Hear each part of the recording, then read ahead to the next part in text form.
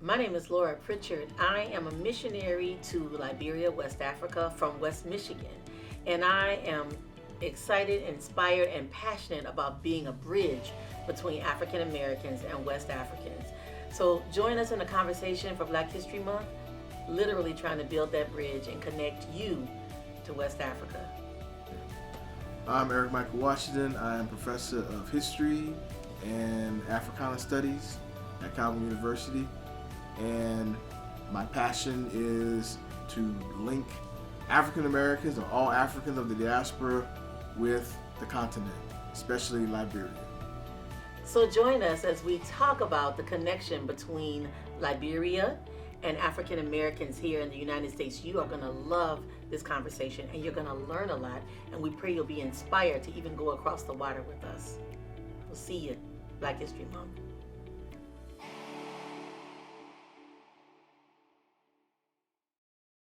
Professor Washington. Yes. It's good to be with you again. Yeah, it's good to be back. Have some more Black History Month conversations about Liberia. All right. We're going to jump in talking about the ACS, Okay. which we know stands for the American Colonization Society. Mm-hmm. And I want to talk about, like, who is the American Colonization Society? Okay. And really how or why the ACS came to be. But when we were talking about this before, you told me we can't talk about them, the ACS, without going back before the ACS. Right. Yeah, the seeds for the ACS, American Colonization Society, founded in 1816, but the seeds for a movement to repatriate free Africans and send them back to West Africa was a century before. And even around the time of the American Revolution, where you had two ministers, Ezra Stiles and Samuel Hopkins, who were in Rhode Island and Connecticut respectively, they had African Christian men who were in their congregations, and they were willing to free them. Well, those men would have been freed, and they were going to send them back to Africa. The American Revolution stopped all that. Wow. But Hopkins picked up the idea after the Revolution, so we talk now in the 1780s. And so those seeds were already there. And then we have the voyage of Paul Cuffey in 1815. Paul Cuffey was an African descendant man who lived in Boston, owned a ship, and transported a number of black Bostonians to Sierra Leone in 1815. And we know that the men that would found the American Colonization Society had at least one conversation with Paul Cuffey. Okay. And so they were inspired by what he was doing. And so the ACS was founded in at the end of 1816. Okay. So even 100 years before ACS, these conversations, these ideas, and I think what's important to us as Christians too is that it was motivated by the gospel. I think, at least for the black folks who are Christians, to go back to the continent and to share the gospel. Yeah, definitely. And it's complicated. I mean, I would not want to simplify exactly the story at all. It's complicated, and we have to think about the opportunity for formerly enslaved African men and their families to return to Africa had to be tantalizing for them, and something that they were willing to take on, because I don't think they had any ideas about a glorious future for them and their families in the newly formed United States. Because slavery still existed. Exactly. There was no citizenship for even free Africans. So an opportunity to return to Africa, carve out a colony or two, Christian colonies. I mean, it was something that would intrigue them. So there was this desire for folks of African descent, and then there was also to go back.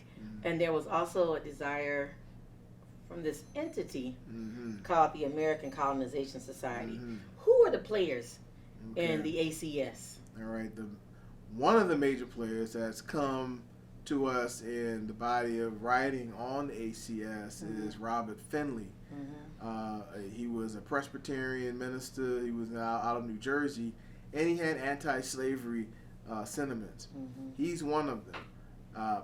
Even George Washington's nephew, who was a slaveholder, Bushrod Washington, Wow. was actually the first chair of the American Colonization Society. Interesting. There's a Bushrod Island in Liberia. Okay, keep going. Yeah, so Robert Finley, Bushrod Washington, Henry Clay, Kentucky, who was a member of Congress at the time. So those are just a few major players there.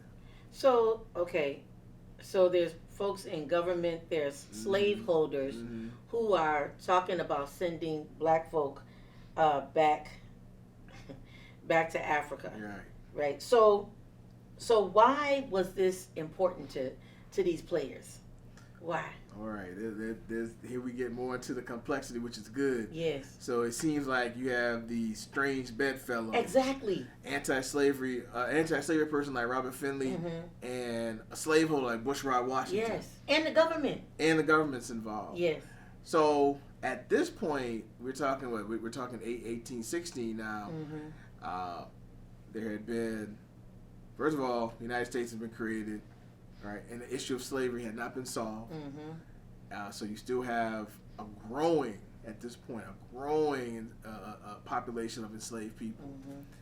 But you also have a growing population of free blacks, free African Americans, especially in the state of Virginia, or Commonwealth of Virginia, where Bushrod Washington, that's his home state.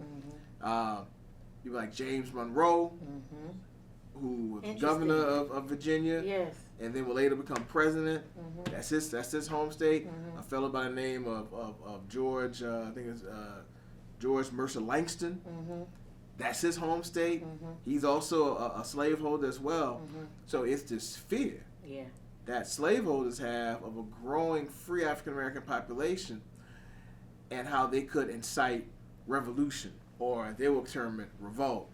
Which was already happening. Already happened in 1800 in Virginia with Gabriel's revolt that actually got cut off from really beginning because of an enslaved informant. But that really scared these Virginians and other slaveholders in different states. And that was on top of and after the Haitian Revolution. After the Haitian Revolution, that also put a scare in people, like Thomas Jefferson. So we're talking about the motivation. Why did these entities come together to remove free blacks? We're starting to get the picture for why. Because you don't want. I'm enslaved. I see my counterparts walking around free. I think I can be free too.